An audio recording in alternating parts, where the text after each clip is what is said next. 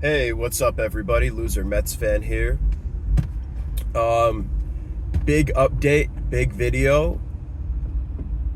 Definitely going to be the biggest video that I've made since the first one that I made the day after the Mets' final game of the season of 2025. As we all know at this point, the Mets fan base is in shambles. I've been meaning to post more frequently.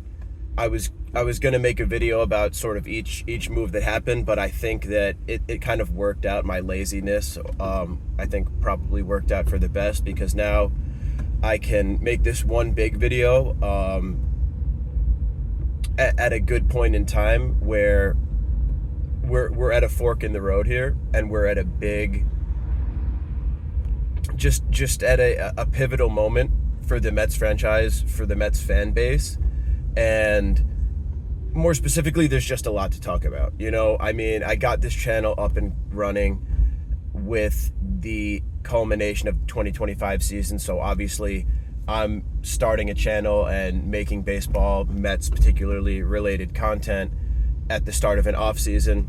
I don't want to force anything. I want to make relevant content. I want to make valuable content that has some entertainment value, maybe is somewhat informative in some way, or just offers, hopefully a unique, to some degree, perspective in regards to the topic at hand, which is, of course, the New York Mets. That's my bread and butter. That's what we're here for. So with that being said, obviously at this point now, just to summarize and get us to where we are now, Nimmo gone, traded for Simeon.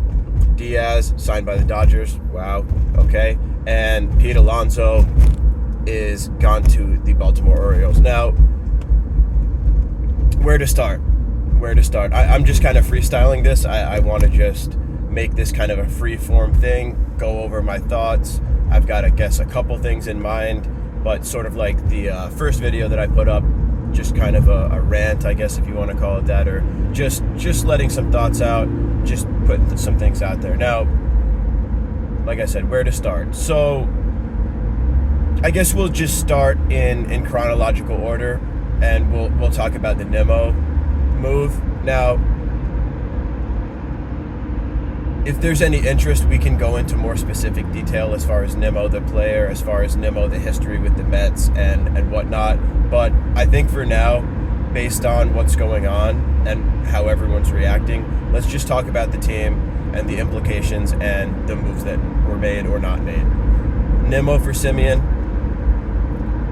saving a little bit of money over the course of the next 5 years on a player that does have a lot of question marks, meaning Nimmo and how he will age due to his injury history at times, albeit the fact that especially recently he has played through them to a varying degree of productivity. Getting Marcus Simeon back, similar kind of player. I believe that his projected offense is projected to be a bit less than Nimmo's, but he's projected to be obviously a better defender. We'll have to see how that progresses as far as his age.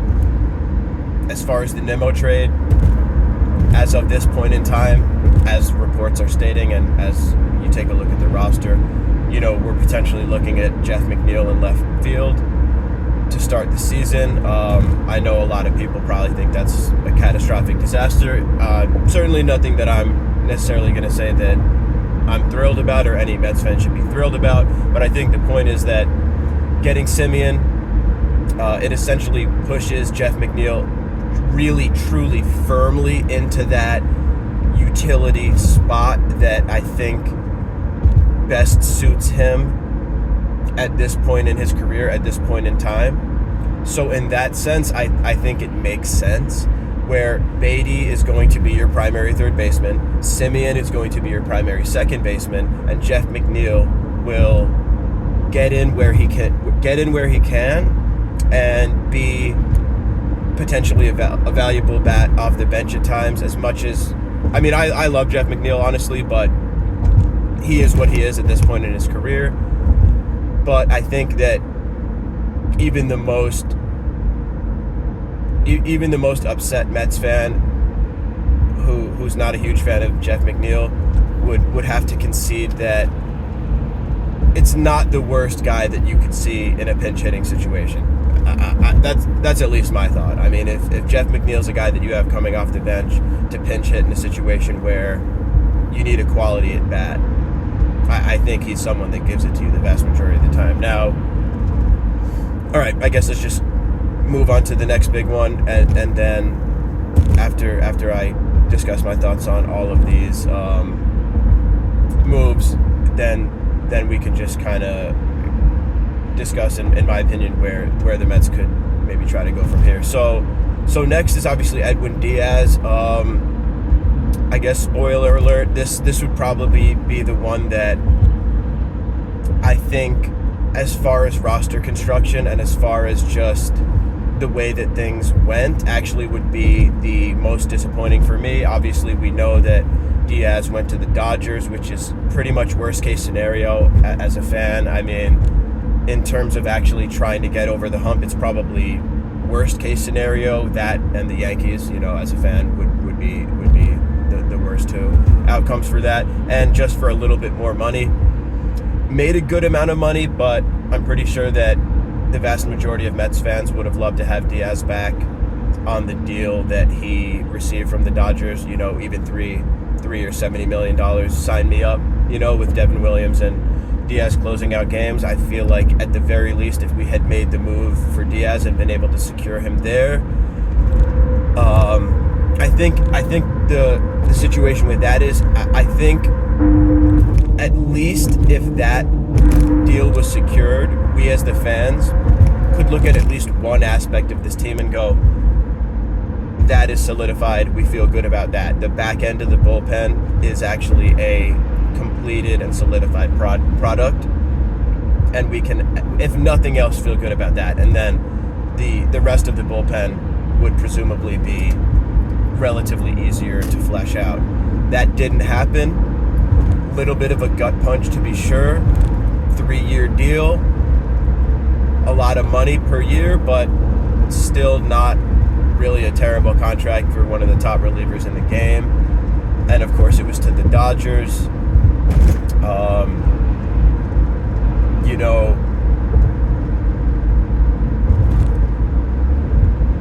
Diaz, I think we have to accept that he kind of wanted to go to the Dodgers. I think we saw Snell and Glasnow, joking in a video recently. I believe it was after they won the World Series, saying, if you can't beat them, join them. I think there's a lot of players that understandably, to a large degree, want to hop on the bandwagon, and they want to have their best chance to win a World Series. And in this case, Edwin Diaz did that, and that's going to be largely, his decision, aside from just a massive overpay and an offer that he couldn't refuse. And to be fair, the Dodgers, one weakness, if any, relatively speaking, would probably have been the bullpen. So the need there for the Dodgers was, I don't think that's a player that they wanted to lose.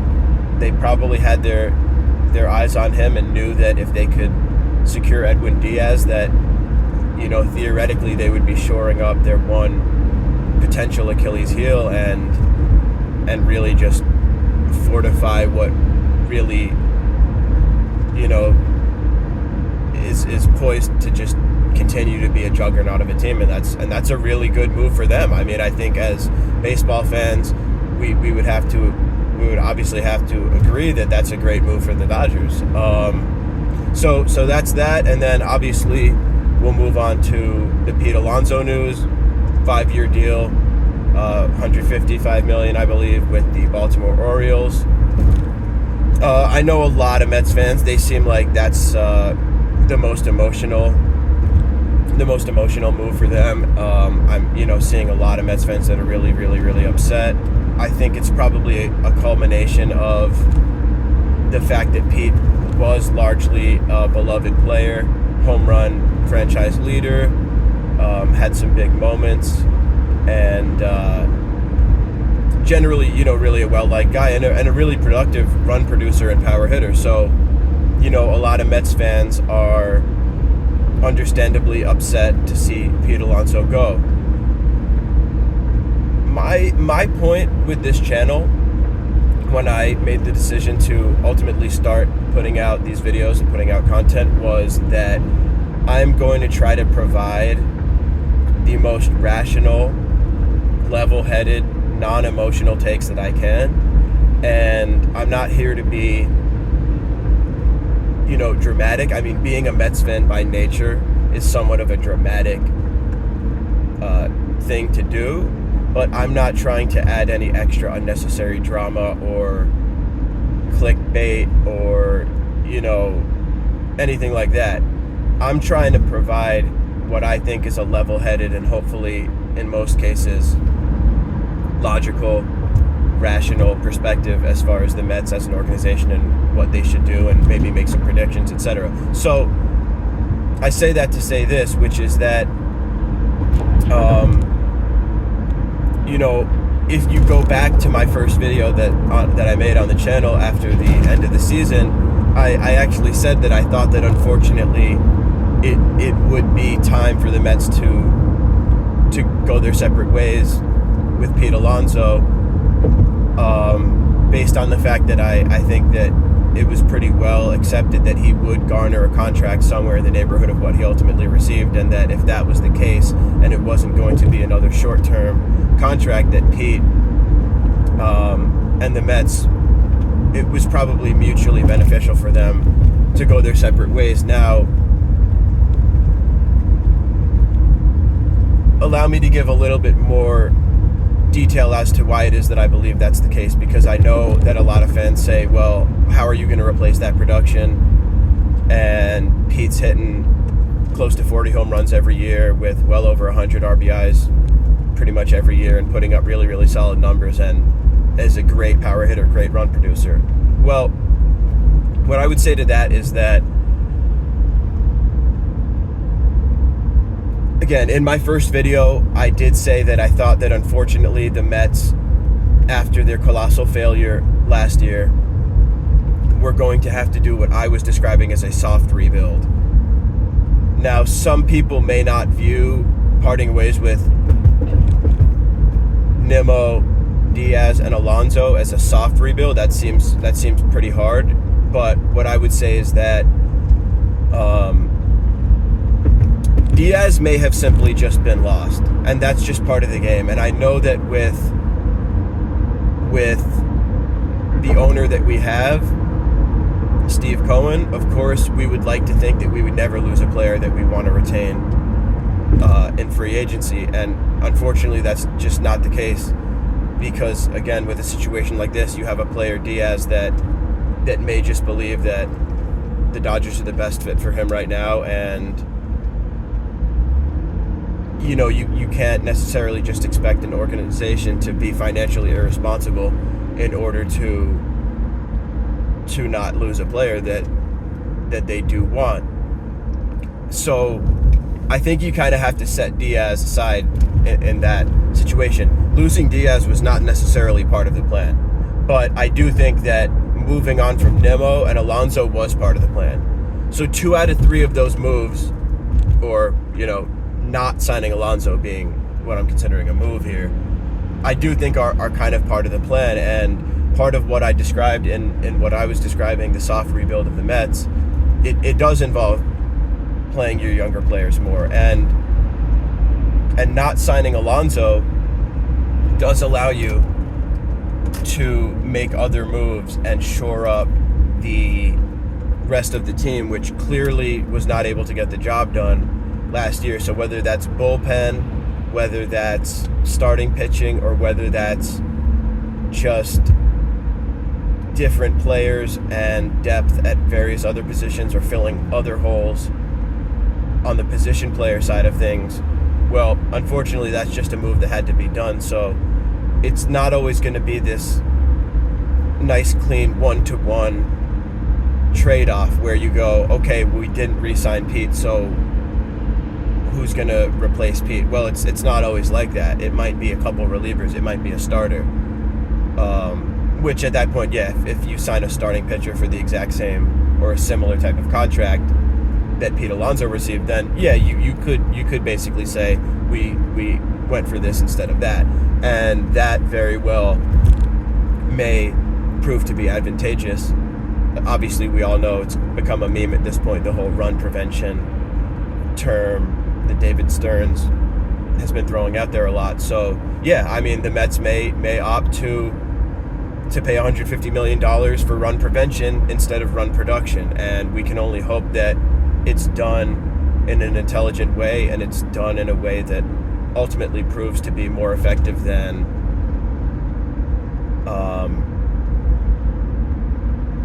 what we've seen. With this core, we've been unable to make the playoffs for consecutive seasons, so it's not good enough. And and that's that. It's no knock on Pete or Nimmo. The Nimmo one, that's more surprising. I didn't really think that any other teams would necessarily be willing to take on the Nimmo contract, and that's not to say that I don't think Nimmo is still going to be an effective player. I actually think that Nimmo has a couple more really, really solid, well above average seasons in him, and I hope to see that, and I expect to see that, and I think that I hope the best for Nimmo, and the same for Alonso. It's not a knock on either of those players. It's just more of an organizational philosophy and a roster construction philosophy shift, and we'll have to see how that pans out. But what we do know is that it didn't work well, and it was far from good enough in 2025. Now, if we see something like Lindor traded, now we've gone beyond what I would describe as a soft rebuild, and it's pretty much a full teardown at that point. So at this point in time, I think that what the Mets have done, what David Stearns has done thus far, is largely in line with what I predicted, outlined, or advocated for in my first video. And you could call me a David Stearns shill, or you can say that I'm whatever, but first off, I didn't have any information in regards to what the Mets actually would do at that time, and maybe I'm Stearnsian, but I guess unfortunately that was kind of the direction that I felt like I would probably take organizationally if it were up to me. And yeah, I mean, that's where we are right now. There's a lot of things that are subject to change. If we sign Kyle Tucker tomorrow, I think that the general perception around the Mets would change immediately. I think if we signed a couple quality pitchers, I think that the perception would shift. I don't necessarily think Fremp or Valdez is going to win the fans back over at this point as a standalone move. But yeah, I mean, kind of my closing thoughts and my overall thoughts on the state of affairs right now are basically just that there's a few factors. Now, we have some quality prospects now. We have some quality prospects that have some upside.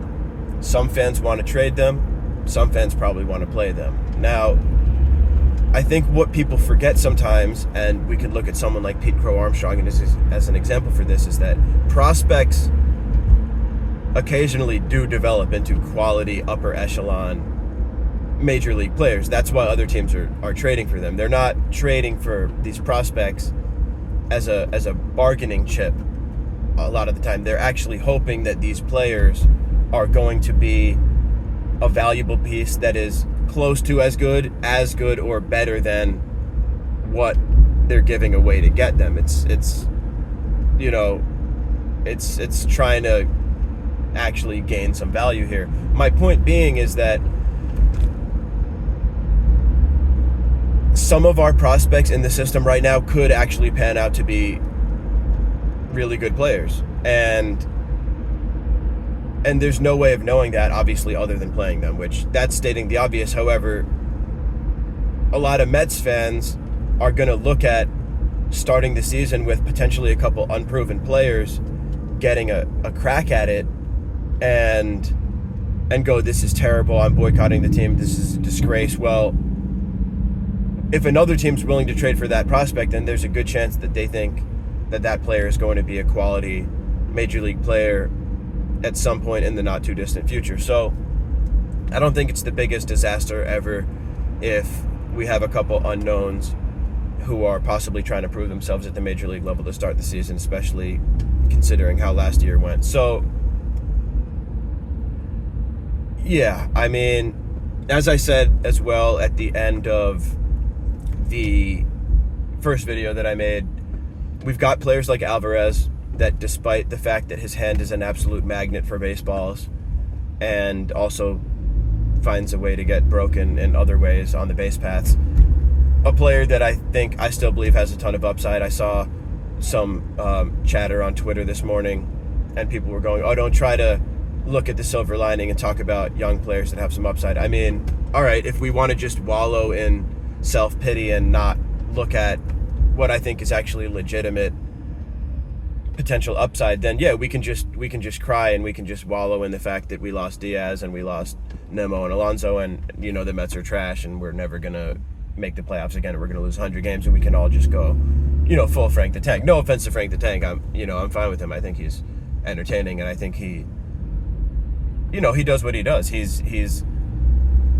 a funny guy, and that's him. I think that's really just him. That's his natural reaction, so that's fine for him. But we don't all have to just fully just start getting histrionic and acting ridiculous like that. So again, you could say I'm shilling for the front office or whatever, but I do think that at this point we have to trust the process, we have to trust the organization, and we have to remind ourselves that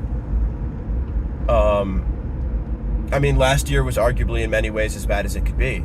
It could be argued that if the Mets are just simply not very good in 2026, that could arguably be not as bad as last year, where there were some expectations. If we set the expectations, we set the bar low by not going out and signing a ton of players, and we do sort of a soft rebuild and more of an evaluation year, that could have more potential upside when you're talking about evaluating players and when you're talking about actually gathering information and trying to find some organizational direction than simply just a horrible failed season where you went for it, where you traded prospects for relievers and position players at the trade deadline, only to worsen your team, only to not make the playoffs in the most embarrassing fashion. So believe me, I don't want